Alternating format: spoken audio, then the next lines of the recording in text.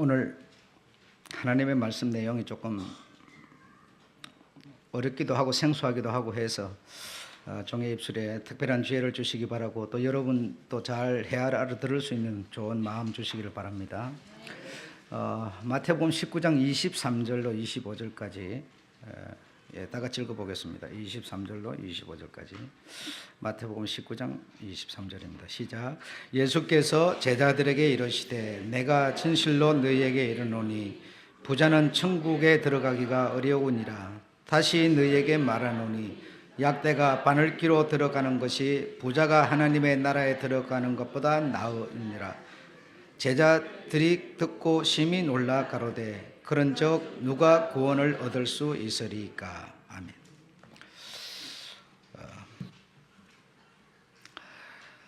고린도전서 15장 47절에 보게 되면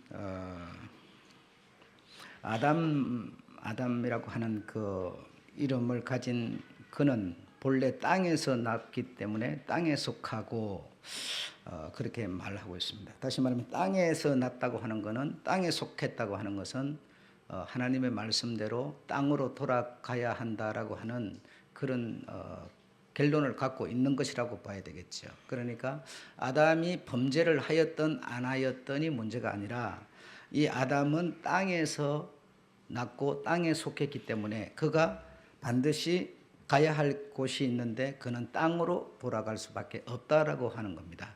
그런데 그는 역시 또 창세기 3장 6절에 범죄하였으니 범죄의 싹은 사망이요 죽음이라고 하였습니다. 그러니 그는 땅으로 돌아가게 되면 그 땅으로 돌아간다는 것을 우리가 죄를 짓고 죽는다 그런 뜻이라기보다는 사람은 누구나 땅에서 났기 때문에 땅으로 돌아가는데, 죄를 짓든 안 짓든 상관없는데 이 사람 아담은 또 죄를 지었으니까 땅으로 돌아가기도 하지만은 또 사망에 이를 수밖에 없는 그런 사람이 되었습니다.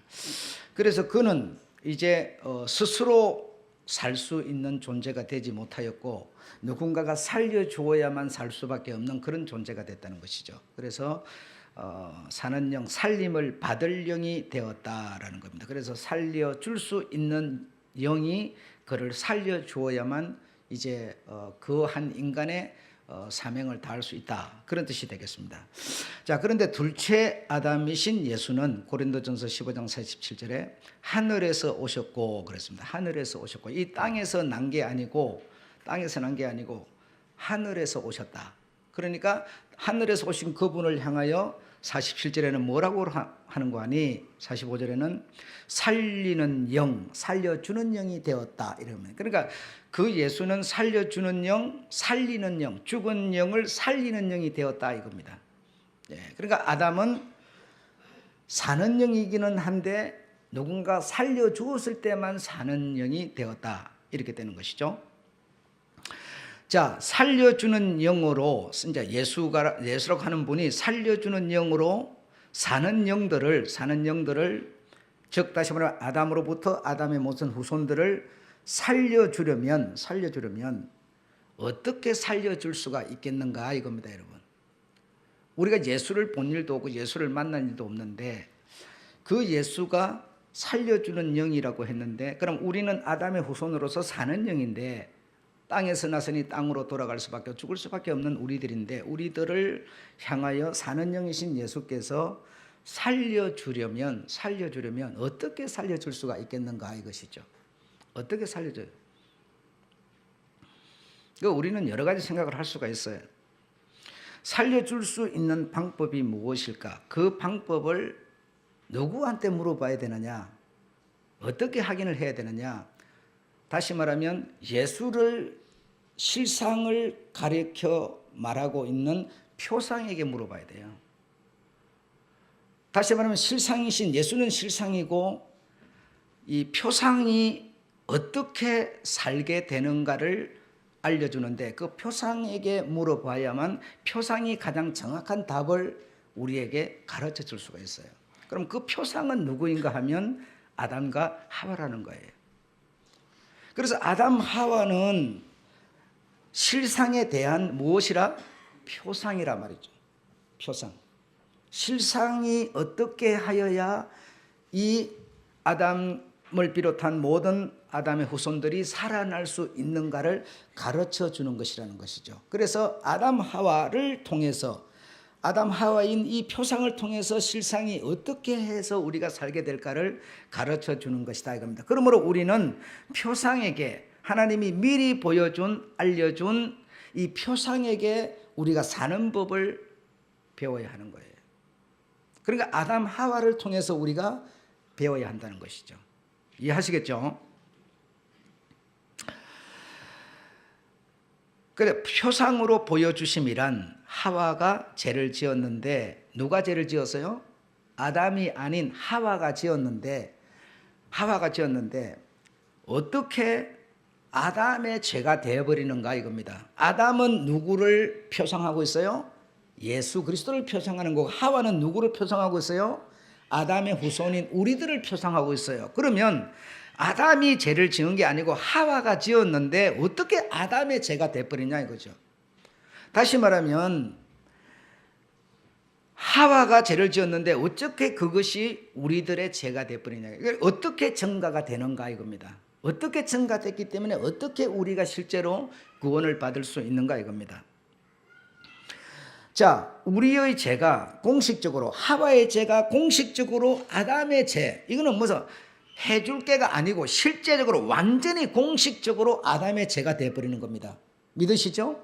자, 그걸 믿으신다면 이 아담의 죄가 어떻게 공식적으로 우리의 죄가 되며, 우리의 죄가 어떻게 공식적으로 예수에게로 넘어갈 수 있는가 이겁니다.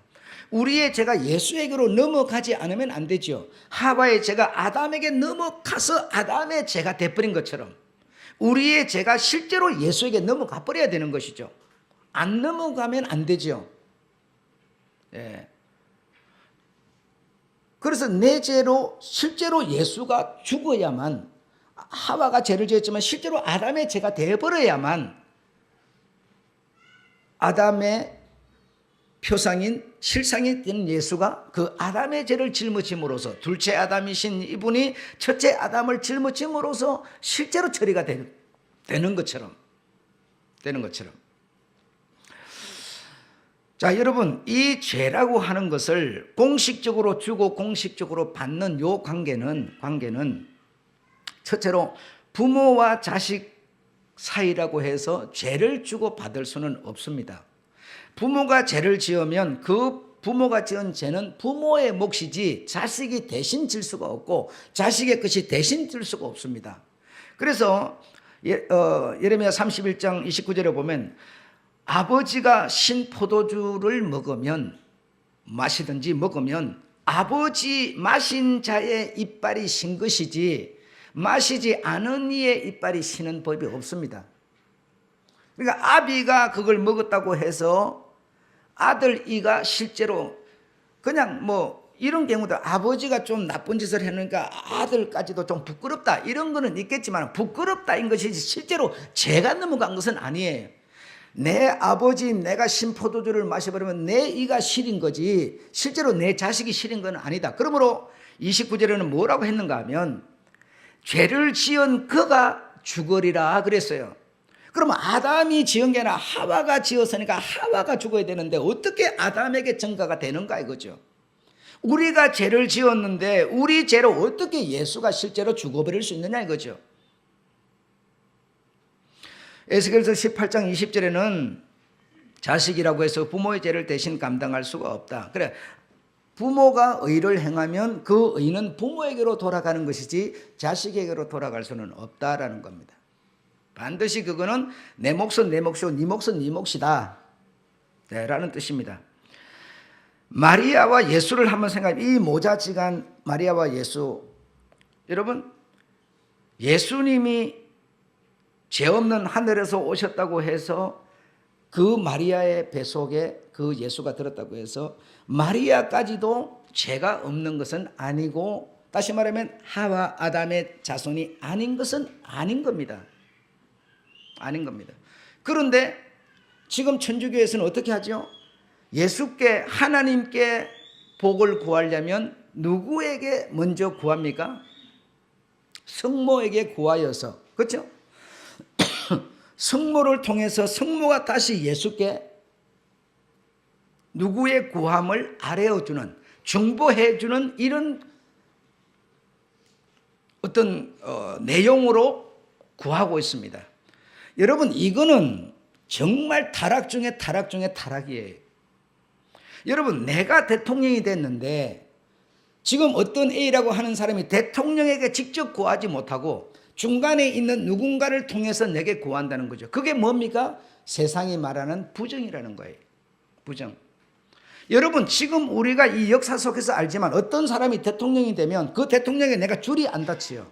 내가 뭔가 구하고 싶은데 누리고 뭔가 얻고 싶은데 줄이 안 닿으니까 줄 닿는 그 대통령의 처남, 대통령의 무슨 조카, 대통령의 어떤 부인, 대통령 관계된 그 사람에게 내가 구해서 그 사람으로 대통령을 구하게 하는, 이것이 부정 아닙니까?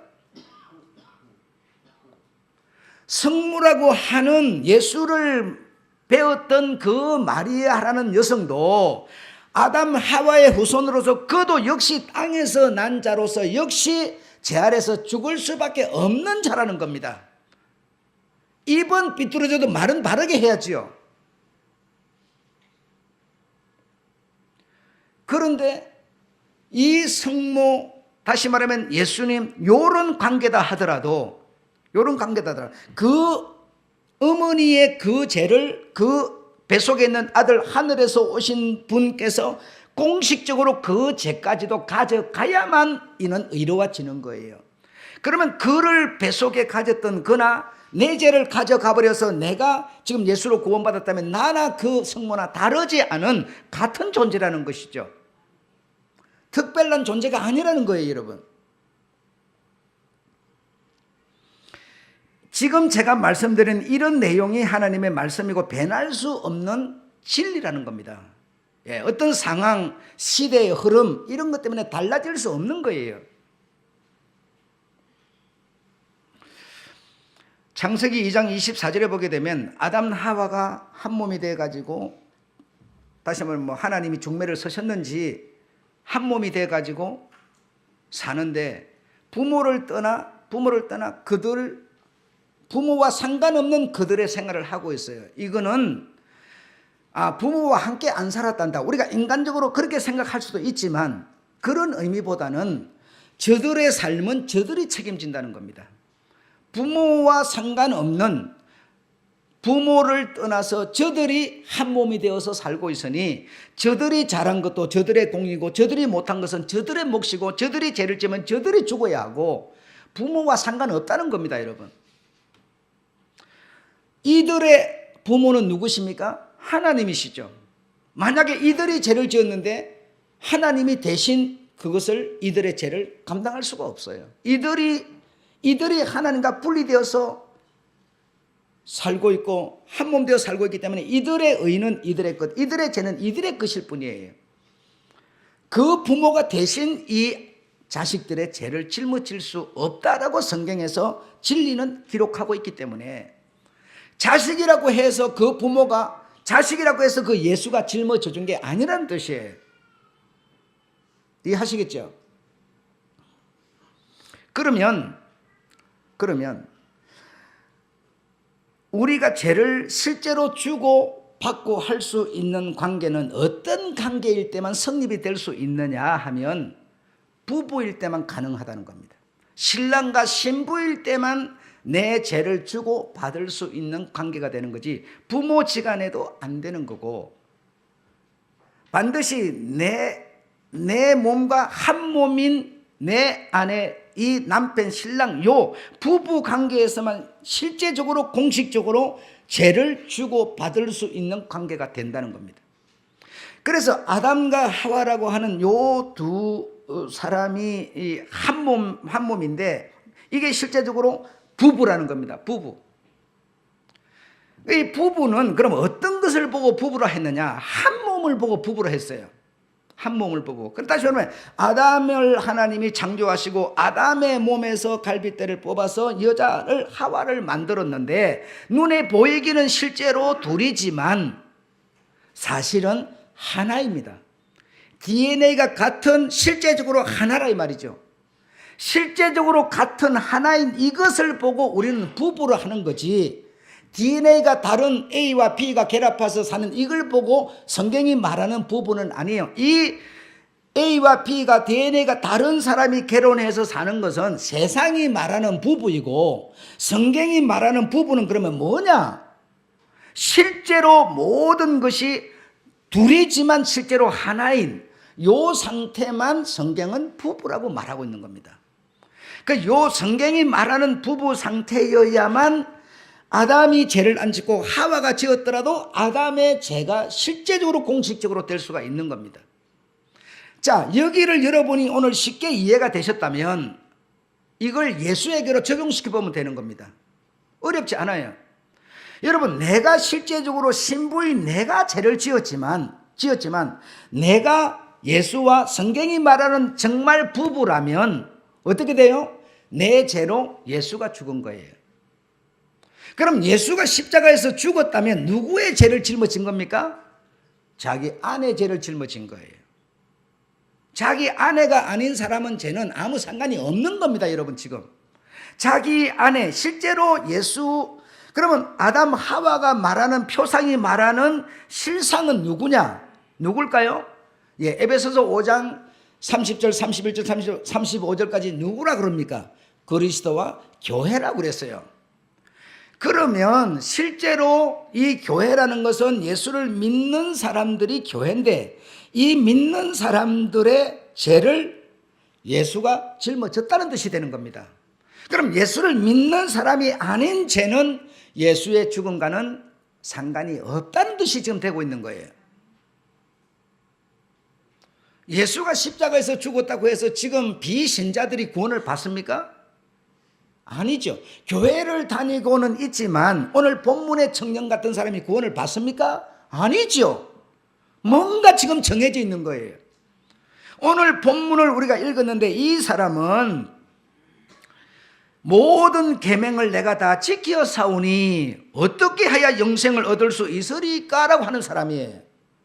이런 사람인데도 이 사람이 구원을 받지 못하고 주님의 부부, 신부가 되지 못하고 있었으니, 정말 주님과 부부, 신랑 신부가 된 사람은 이 청년도 아니고 뭔가 따로 있구나라고 하는 것을 우리가 오늘 여기서 헤아릴 수가 있는 것이죠. 그리고 예수님이 십자가에서 죽으심으로 정말 모든 죄를 속죄한 것이 아니라 우리의 죄는 누구냐? 그를 믿는 자의 죄를, 신부된 부부된 자의 죄를 실제로 공식적으로 넘어가 버렸다는 겁니다. 공식적으로 넘어가서 그가 짊어지고 죽어버렸다는 겁니다. 공식적으로 넘어가 버렸으니까 나는 뭐요? 죄인이 아닌 거예요. 이제는 실제로 내가 만약에 그와 부부된 한 몸이라면 나는 죄가 없어버리는 겁니다. 이 세상에 살면서 뭐 이렇게 저렇게 죄를 짓습니다. 그러나 그 죄 가지고 구원받지 못할 만한 죄의 능력이 그런 죄에게는 없습니다, 여러분. 없습니다. 예. 그래서 우리가 사함을 받는 우리는 실제적으로 내 죄가 공식적으로 갚버려야, 죄보따리가 갚버려야 되는 것이지, 안 간 상태에서 먼저 흉내를 낸다고 되는 문제가 아니라는 것이죠. 예. 집을 샀으면 실제로 등기를 내 앞으로 해버려야 내 집이 되는 것이지, 돈은 다 주놓고 등기를 안 하고 있어요. 그럼 뭐요? 등기 가진 사람에서 홀딱 가져가 버려요. 뺏어버려야 되네요. 이런 것처럼 실제로 나는 그와 한 몸 부부기 때문에 공식적으로 넘어가서 죄 없는, 실제로 죄 없는 사람이 되는 거예요. 그래서 공식적으로 한 몸이 되는 길은 오직 한 길밖에 없는데, 부부, 즉 교회라고 하는 사람밖에는 해당이 안 된다라는 겁니다. 그리스도와 교회가 실상이고, 이 실상을 말하기 위해서 표상으로 아담과 하와를 말한 것입니다. 그러니까 아담 하와는 실제적으로 한 몸이었습니다. 둘이지만, 아멘. 그리스도와 교회는 실제로 그리스도 계시고 나 있으나 따로지만 뭐죠? 믿는 자면 DNA도 같은 한 몸 부부라는 겁니다. 믿으시기 바랍니다. 자, 여기까지는 여러분 쉽게 이해를 하셨어요. 자, 이제 결론으로 들어가는데 마지막 단원인데요. 부부. 자, 한번 읽어봅시다. 시작. 부부 한 몸 되는 것은 꼭 동침으로만 되는 것이 아니다 라고 했는데요. 이게 무슨 말인가 하면 세상의 부부는 여러분 어떤 게 부부입니까? A와 B, DNA가 다른 서로 다른 P형도 다른 사람이 만나서 결혼을 해가지고 선포받고 나면은 뭐합니까? 부부가 되죠. 부부가 되면 이제 동침을 하게 되고 자식을 낳게 되고 이런 사람을 보고 우리는 부부라고 그러죠. 그런데 성경에서 말하는 부부는 동침하고는 상관이 없습니다. 동침을 할 수 있는 그런 사이이기 때문에 부부라는 게 아니고 실제로 같은 한 몸이어야 부부라 한다 이겁니다. 실제로 같은 한 몸이어야만. 예. 그래서 아담 하와를 보고 부부라 했는데 신랑 신부라 했는데 왜 그들이 동침을 했기 때문에 부부라 했느냐? 그게 아닙니다. 그들은 에덴 동산에서 살면서 한 몸이어서 내 뼈 중에 뼈요 살 중에 살이라 한 몸이어서 그러니까 한 몸이니까 동침의 의욕이 본능이 생길 필요가 없어요. 왜? 한 몸이기 때문에. 여러분 부끄러움도 모르는데요. 감정이 무슨 생겨요? 감정이 있으면 부끄러운 겁니다. 사람이라는 거는. 그렇죠? 근데 이런 감정도 안 생기니까 부끄러운 것도 없는 거예요. 뺄거벗고 돌아다니는데도.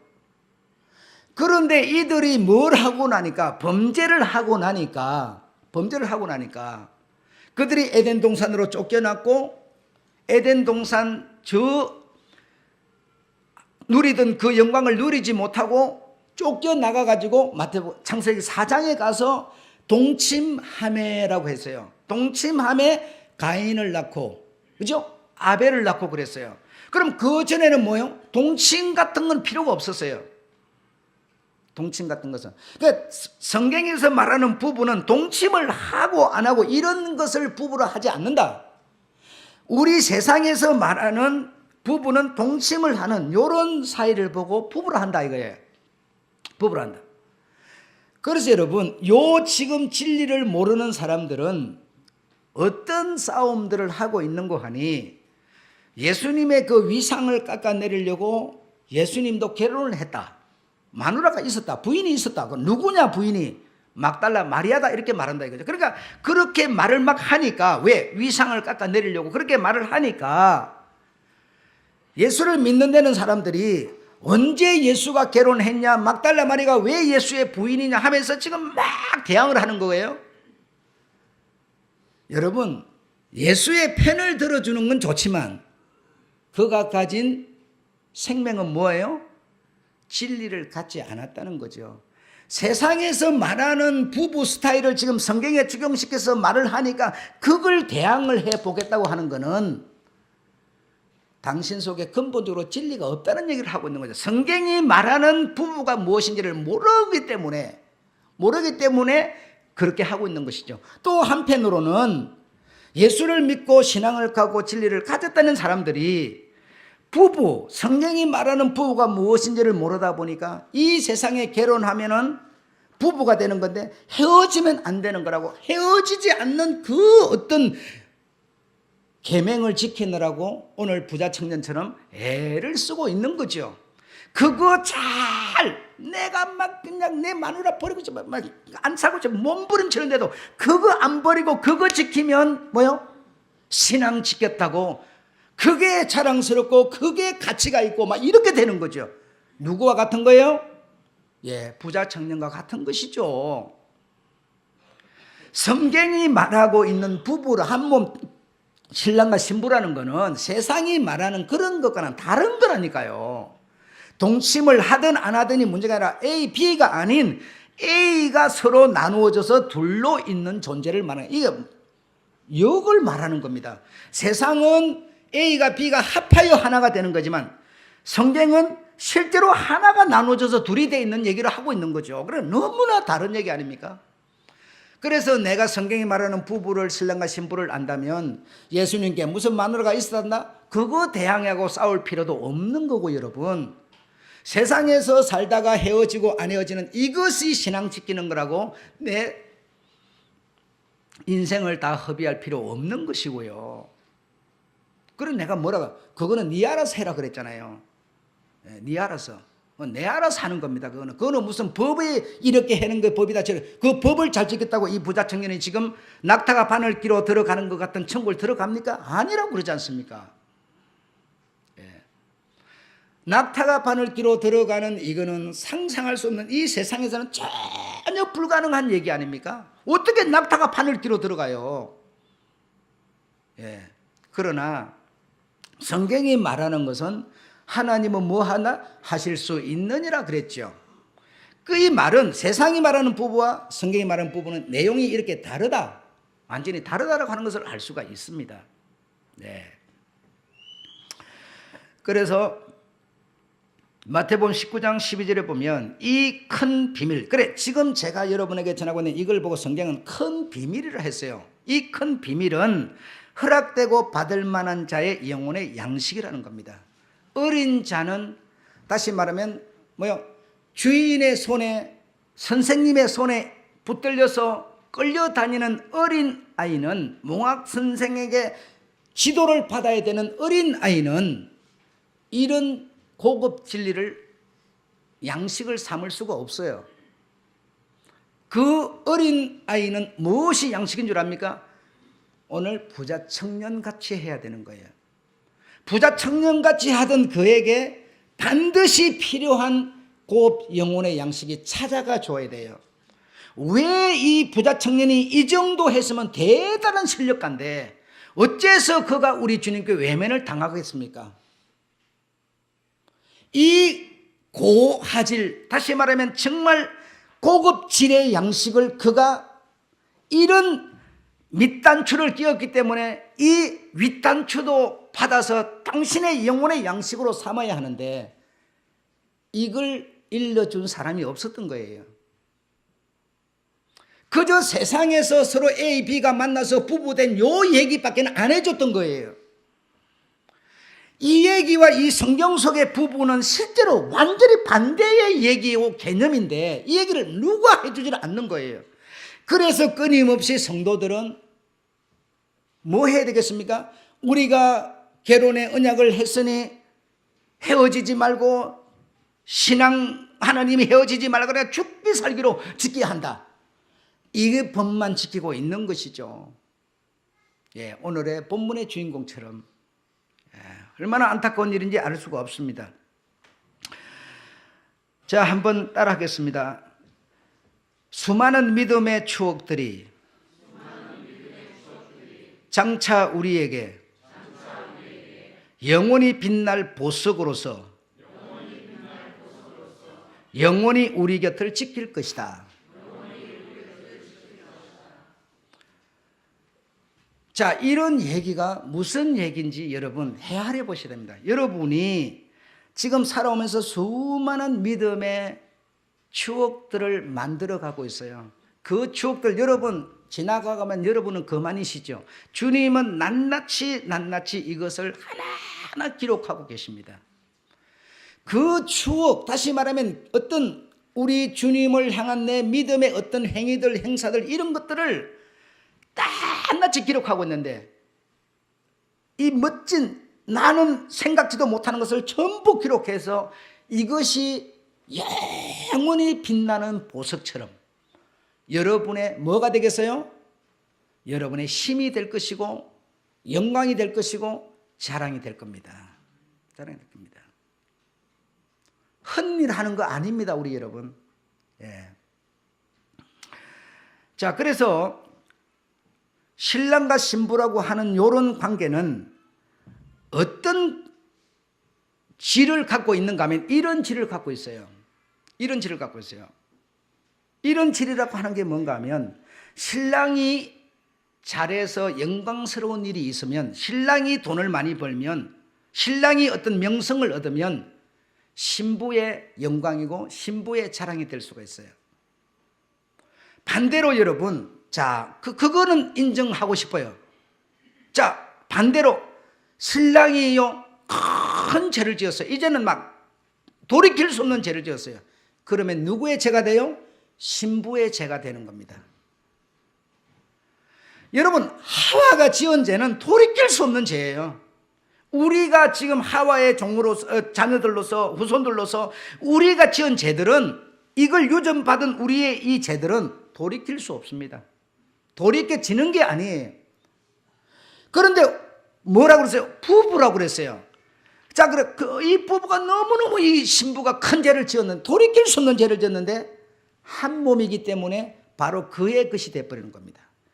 우리는 언제나 생각, 좋은 것만 내 자랑이라고 그러죠. 안 좋은 것도 내 몫이 되는 겁니다. 부부는 바로 그런 거예요. 그게 부부가 가진 질이라는 겁니다. 그런데 우리 세상에서는 어떻게 합니까? 그게 부인이 잘못했는데 내가 네 잘못 감당할 수 없어. 나라도 여러분, 부인의 죄는 부인에게로 물려요. 성경에도 보니까 부모가 지은 죄는 부모에게로, 부인이 지은 건 부인들하고 그러잖아요. 이게 정말 얘기가 뭔가 다른 얘기구나 한 거 이해되지 않습니까? 우리가 신앙생활 하면서 어떻게 하고 있습니까? 내 부인이 죄를 지으니까 그걸 내 것으로 받아들입니까? 이 세상에서도 헤어지라고 그래버리죠. 한 몸이 아니잖아요, 여러분. 그러나 성경이 말하는 부부는 이거는 돌이킬 수 없는 하나예요. 그래서 이 하와의 모든 죄가, 신랑이신 교회인 우리의 죄가 그리스도께 안 갈 수가 없는 거예요. 싫다고 한다고 되는 게 아니에요. 왜? 한 몸이기 때문에. 한 몸이기 때문에. 그래서 여러분이 그를 믿는 자로서 교회가 되셨다면 여러분은 죄가 없는 우리 주님과 한 몸이십니다. 한 몸이십니다. 이런 자의 죄를 주님이 짊어지신 것이지, 잊을 리가 없는 사람의 죄를 짊어진 게 아니에요. 정말 여러분 이해가 되셨기를 바라겠어요. 자, 여러분, 여기 오늘 본문에 보면 이런 내용이 있습니다. 제가 한번 읽어볼게요. 하나님으로서는 다 하실 수 있느니라 하고 나서 27절부터 보면, 이에 베드로가 대답하여 가로되 보소서, 우리가 모든 것을 버리고 주를 쫓아 싸우니 그런즉 우리가 무엇을 얻으리까? 예수께서 가라사대 대답을 하십니다. 진실로 너에게 이르노니 세상이 새롭게 되어 인자가 자기 영광의 보좌에 앉을 때 나를 쫓는 너희도 12 보좌에 앉아 이스라엘 12지파를 심판하리라. 지금 예수를 따라다니는 그 사람들을 말하는 거죠. 그리스도께 대한 누가? 교회가 그의 신부라고 그랬어요. 교회가. 여러분, 내가 정말 교회라면 말이죠. 내가 우리 주님께 한 몸 부부된 교회라면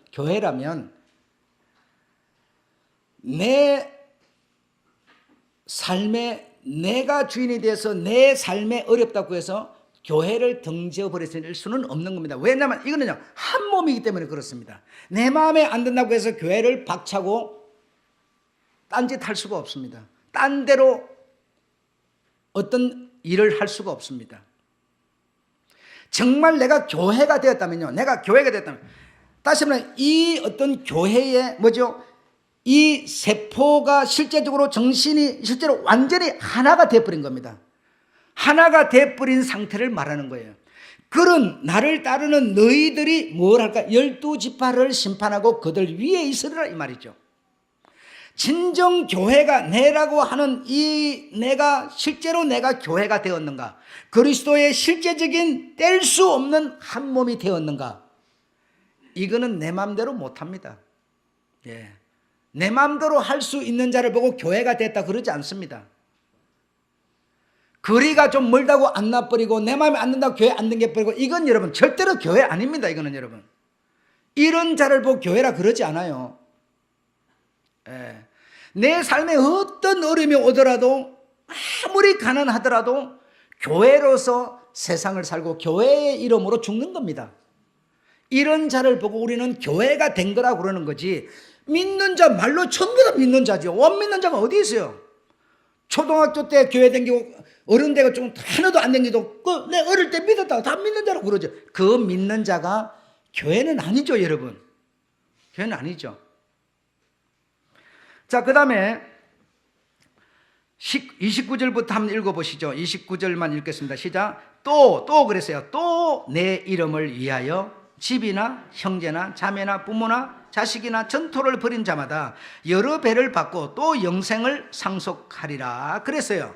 이 말은 여러분 무슨 얘기 같습니까? 여러분 보고 그냥 재산 다 내놓고 이런 얘기 같습니까? 그런 뜻이 아니고요. 여러분이 교회가 되셨다면, 정말 교회라면 교회에 양식이 있게 하는 자라는 뜻입니다. 이 교회가 궁핍해가지고 가난해서 헐벗어서 목사가 10년 된 와이셔츠를 찔끄러 입고 다니는데 교회라고 그러면서 교회에 양식을 들여놓지 않는 자를 보고 교회라 그러지 않습니다. 딴 집안이에요, 그 사람은. 내가 여러분 보고 그냥 이렇게 좀 시험에 지금 너무 이 말 하는 것 자체가 창피해서 말을 못할 지경이에요. 너무 내 자신이 부끄러워서. 교회에 양식을 들여놓지 않는 자가 교회가 된 것은 아닙니다. 교회 다님으로서 뭔가 맨날 자기 목만 챙기려고 하는 걸 보고 교회라 그러잖아요. 교회는, 당신은 실제로 교회로 사는 겁니다. 교회로 사는 거예요. 이 얘기의 깊은 내용은 제가 말하고 싶잖아요. 이 좋은 얘기 가운데 이런 얘기에서 여러분의 마음을 어둡게 만들고 싶잖아요. 여러분의 영이 지금 살아계시다면 무슨 얘기인지 알아들으시리라고 믿습니다. 예. 교회는 교회가 실제로 되는 것이고, 교회의 몫이 뭐죠? 자기 몫이고, 교회 자랑이 자기 자랑이고, 교회의 어려움이 자기 어려움입니다. 이걸 보고 우리는 그리스도와 교회, 즉 신부 신랑이라고 하는 겁니다. 아셨죠? 여기 성경만 읽어드리고 마치겠습니다. 육체는 다 같은 육체가 아니니 하나는 사람의 육체요, 하나는 짐승의 육체요, 하나는 새의 육체요, 하나는 물고기의 육체라. 하늘에 속한 형체도 있고 땅에 속한 형체도 있으나 하늘에 속한 자의 영광이 따로 있고 땅에 속한 자의 영광이 따로 있으니, 여러분 세상에서 말하는, 다시 말하면 이 부자 청년 같은 사람은 어디에 영광을 찾은 사람이에요? 예수 이름을 앞세워서 세상 영광을 찾은 사람이죠. 하늘 영광이 아니었어요. 그러니까 땅에 속한 자의 영광도 있고 하늘에 속한 자의 영광도 따로 있으니, 41절에 해의 영광도 다르며 달의 영광도 다르며 벨의 영광도 다른데 벨과 벨의 영광도 다르도다. 죽은 자의 부활도 이와 같으니 썩을 것으로 심고 썩지 아니할 것으로 다시 살며, 욕된 것으로 심고 영광스러운 것으로 다시 살며, 약한 것으로 심고 강한 것으로 다시 살며, 육의 몸으로 심고 신령한 몸으로 다시 사나니 육의 몸이 있은즉 신령한 몸이 있느니라. 기록된 바 첫사람 아담은 산영이 되었다 함과 같이 마지막 아담은 살려주는 영이 되었나니, 그러나 먼저는 신령한 자가 아니요 육 있는 자요 그 다음에 신령한 자니라 하면서, 그러므로 내 사랑하는 형제들아 경고하며 흔들리지 말며 항상 주의 일에 더욱 힘쓰는 자들이 되라. 이는 너희 수고가 주 안에서 헛되지 않을 줄을 알미니라. 그렇게 바울은 신앙을 가졌고 그 신앙 때문에 그는 그렇게 살았습니다. 왜? 교회였기 때문에 교회로 사는 겁니다. 이해가 되셨기를 바라면서 좋은 진로서 여러분의 삶을 영위하시는 여러분 되시기를 축원합니다. 세상 부부는 교회 부부처럼 얘기가 다르시죠? 다른 것을 한 얘기로 묶어서는 진리를 볼 수 없습니다. 마치겠습니다.